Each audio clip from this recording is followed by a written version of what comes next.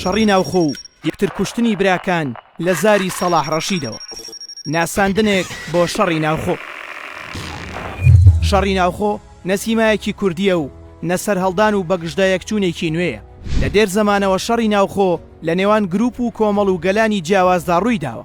شەڕی کوردیش لە دێر زەمانەوە بە هەمان شێوە ڕۆیشتووە و زەرەرمەندی یەکەم تەنیا کورد خۆی بووە و کوردستانیش وێران و کاول بووە. شەڕی شەستەکان لە کوردستانی عێراق لە نێوان باڵی مەلا مستەفا و مەکتەبی سیاسی پارتی دیموکراتی کوردستان و دوای ئەوەش شەڕی ناوخۆی هێزە کوردیەکان و بە تایبەتیش نێوان یەکێتی نیشتیمانی کوردستان و پارتی دیموکراتی کوردستان لەو باسەی سەرەوە بەدەر نییە و هیچ کاتێک هیچ هێزێکیان براوە نەبووە و ناشبن. وە زەرەرمەندی یەکەمیش تەنیا هاوڵاتی کوردستان بووە. هۆکارەکانی سەرهەڵدانی شەڕی ناوخۆ. هەردوو هێزی سەرەکی ویستویانە خۆیان باڵادەستی سیاسی و سەربازی بن و گەورەترین ناوچەی جوگرافیان لەژێر دەسەڵاتدا بێت و ئەوان براگەورە و خاوەن ماڵ و هێزەکانی تریژ میوان و گوێگر و جێبەجێکار بن و مافی ئەوەیان نەبێت فەرمانی گەورەکان جێبەجێ نەکەن.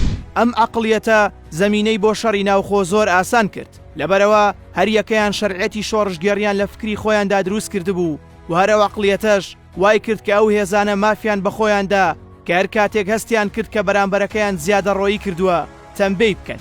لە ناوبردن و تۆڵە سەندنەوە و ڕقلەیەک بوون و تەفروت و ناکردنی یەکتری ئەو سیمایانە بوون کە لە ناو کورددا کەم بوون. بەڵام لە سەردەمی شەڕی ناوخۆدا ئەوە بەڕوونی لە ناو کورددا نیشاندرا کە ئەو سیمایانە هەن و تاکو ئێستاش بەردەوامیان هەیە. پەنابردنە بەرهێزی بیانی بۆ یەکتر کوشتن.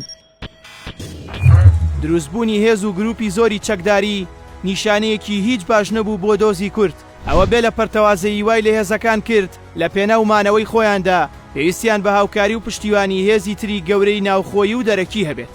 ئەم یارمەتی و پشتگیریانە هیچ کات لە بەرژەوەندی کورددا نەبوون و زۆربەی جار ئەو هێزانە ناچار بوون فەرمانی ئەو گروپ و لایەن و وڵاتانە جێبەجێ بکەن کە هاوکاریان کردوون کە خۆی لە خۆیدا فەرمانەکانی ئەوانیش وەک بانزین وابوو کە بیکەیت بە ئاگردا. هێزە ئیقلیمیەکان هەمیشە بەزارەکی خۆیان بە دۆستی کورد نیشان داوە. بەڵام لە ڕاستیدا ئەگەر ڕۆژێک یارمەتی لایەکیان دابێت بۆ ئەوە بووە لاکەی تر بەهێز بکەن و ناکۆکیەکە گەورەتر و دەرزەکان قوڵتر و ئاگرەکە خۆشتر و کێشەکان فراوانتر بکەن. دەرەنجام و لێکەوتەکانی شەڕی ناوخۆ.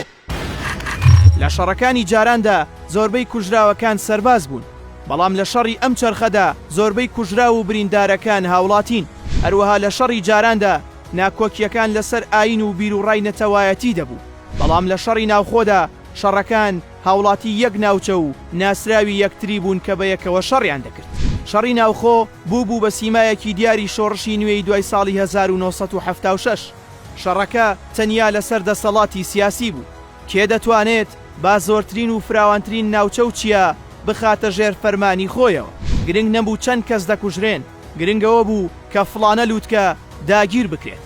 شەڕ لەسەر هەندێک شوێن دەکرا کە بە گرنگ ناو دەبرا، بەڵام لە ڕاستیدا لە لووتکەیەکی بەرزی بێ ئاوی ڕووتەڵە زیاتر هیچ نەبوو. شەڕی ناوخۆ بە مەترسیدارترین شۆڕش دەژمێردرێت کە تووشی بزوتنەوەی ڕزگاری خوازی گەلی کورد بوو بێت. شەڕی ناوخۆ بووە هۆی بێهێزی و لاوازی لەشی شۆڕشی کوردی. ئەوەندەی هاوڵاتی کورد لە شەڕی ناوخۆدا کوژرا و تیاچوو، نیو ئەوەندە لە شەڕی دژ بە ڕژێم شەهید نەبوون. شەڕی ناوخۆی هێزە کوردیەکان بوو بە کێڵگەی بەرهەمهێنانی ڕق و کینە و بغز و تۆڵە لە یەکتری، یەکتر شکاندن و لە ناوبردننی یەکتری بوو بە کار و ئامانجێکی پیرۆزی هێزە سیاسیەکان کە پاشماوەکەی تاکو ئێستاژ ماوە و بە ئاسانی ناسڕێتەوە. ئێستاژ ئەگەر گرژیەک ڕوو بدات ئەوە کۆنەقینەکەی جاران سەر هەڵدەداتەوە و هەریەکە و بەوی تر دەڵێت ئێستا کاتی ئەوەیە بیان خەینەوە قاڵبەکەی جاران. ئەمانەش هەموو ئاماژەن بۆ سبەینەیەکی تاریک و ناڕوون.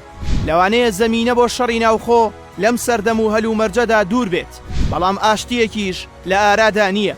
تا ئەو کاتەی ئەم دوو حیزبە خاوەنی هێزی چەکداری خۆیان بن و ئەم پلان لە دژی ئەوی تردا بنێت، ئەوە لایەک هەمیشە هەژار و لایەک دەوڵەمەند دەبێت. تاکو هێزێک خۆی بە پێشڕە و ڕابەر بزانێت و ئەوانی تریش بە دووهەم و سێیەم ئەوە ئێمە لەم قاڵبەدا دەمێنینەوە. تاکو لایەک تابینە قاقا لە غروردا بێت و لاکانی تر بە بچووک سیر بکات، ئەوە بە دڵنیاییەوە و بەبێ دوودڵی ئاشتی لەم نیشتیمانەدا بەرقەرار نابێت و ڕۆژ بە ڕۆژ دوورتر دەکەوێتەوە.